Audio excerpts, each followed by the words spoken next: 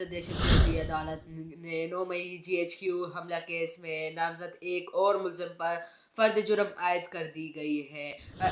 انسداد دہشت گردی عدالت کی جج امجد علی شاہ نے سابق MNA بلال احمد پر ان کے پیڈلر کے ذریعے فرد جرم عائد کی، جبکہ مقدمے میں نامزد دیگر 2 ملزمان کو عدالت نے 3 بجے تک پیش ہونے کا وقت دیا ہے۔ دوسری جانب بانی PTI عمران خان، فواد چودھری، عمر ایوب کی CCTV فوٹیجز فراہم کرنے کی درخواست پر فیصلہ محفوظ کر لیا گیا ہے۔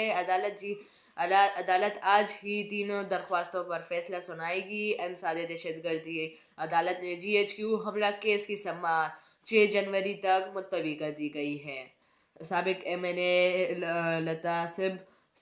لطاسب ستی کی جانب سے عمرہ پر جانے کی درخواست دائر کر دی گئی ہے، تاہم عدالت نے کوئی موقف مکمل نہ ہونے پر لطاسب ستی کی درخواست خارج کر دی گئی ہے۔